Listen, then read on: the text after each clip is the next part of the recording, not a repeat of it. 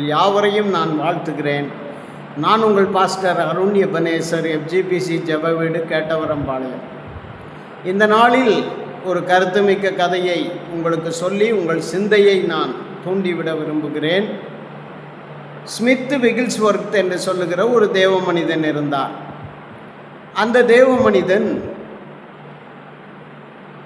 ஒரு பிளம்பர் வேலை செய்கிறவர். அவர் பல இடங்களுக்கு போவார், ஊழியங்களுக்கும் சென்று விடுவார். எப்படி அவர் அதிகமாய் வேதத்தை வாசித்து அதிக விசுவாசத்துக்குள் இருந்தபடியினால் அவர் தன் பிள்ளைகளையும் தன்னுடைய மனைவியையும் விசுவாசத்திலேயே உருவாக்கினார். அவர் நல்ல ஒரு விசுவாசி. எதையும் ஒரு அதாவது சொல்லுவாங்கள்ல, ஒரு முரட்டு விசுவாசம் என்று சொல்லுவாங்கள்ல, அந்த மாதிரி அவ்வளவு ஒரு உறுதியான ஆணித்தரமான விசுவாசம் உள்ளவர். அவர் பேர் ஸ்மித் விகில்ஸ்வொர்த். அவர் வேறு ஒரு தேசத்துக்கு போயிருந்தார். அங்கே போயிருக்கிற நேரம் இவருடைய மனைவி இறந்துட்டாங்க. இவருடைய மனைவி இறந்த செய்தி ஸ்மித் விகில்ஸ்வொர்த் அவர்களுக்கு அனுப்பப்பட்டது. அவர் தீவிரமாக உடனே எழும்பி தன்னுடைய கடமைகளை முடித்து கொண்டு வந்தார். வந்த உடனே வெளியில் பார்த்தா எல்லாரும் பயங்கர சோகமாக இருக்கிறார்கள். எல்லாரையும் வெளியே அனுப்பிவிட்டார். எல்லாரையும் வெளியே அனுப்பிவிட்டு இவர் போய் முழங்கால் படியிட்டார். இவர் போய் முழங்கால் படியிட்ட உடனே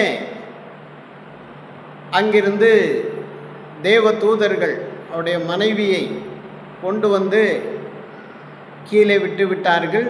அவருடைய மனைவி உயிரோடு எழும்பி இருக்கிறார். உயிரோடு எழும்பி இருந்து கேட்குறாங்க, ஏன் இந்த மாதிரி பண்ணீங்க?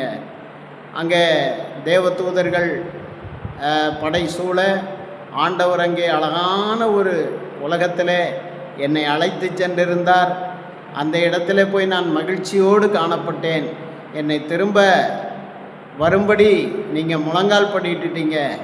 அப்போ அங்கே ஆண்டவர் சொன்னார், என்னுடைய மகன் முழங்கால் படியிட்டு விட்டான்.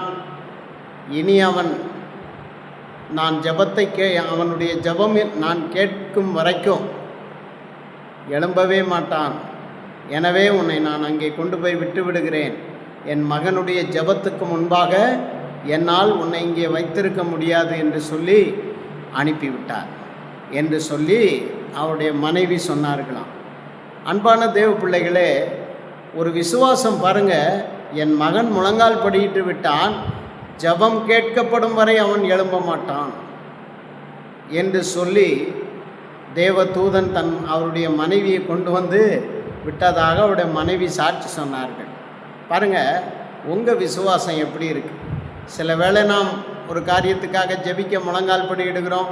ஏதோ ஒரு நாள் 2 நாள் அல்ல 1 மணி நேரம் 2 மணி நேரம் அல்லது ஒரு 10 நிமிஷம் அல்லது ஒரு 1/4 மணி நேரம், இப்படியெல்லாம் நம்முடைய ஜெபத்தை சுருக்கி கொள்ளுகிறோம். ஆண்டவர் அதை பெருக்கமாய் கேட்டு ஆசீர்வதிக்க வேண்டும் என்று சொல்லுகிறோம். வேடிக்கையாக ஒரு ஜெபம் உண்டு நம்முடைய குடும்பங்களிலே, ஆண்டவரே எங்களுடைய சுருக்கமான ஜெபத்திற்கு பெருக்கமான ஆசீர்வாதத்தை தாரும் என்று ஜெபிப்பார்கள். அப்படியல்ல, நாம் ஒரு காரியத்தை பெற்றுக்கொள்ளும் வரை, நாம் சாதிக்கும் வரை தேவனுடைய சமூகத்தில் ஜெபித்து கொண்டே இருக்க வேண்டும் என்பதை சொல்லி நான் உங்களை ஆசீர்வதிக்கிறேன்.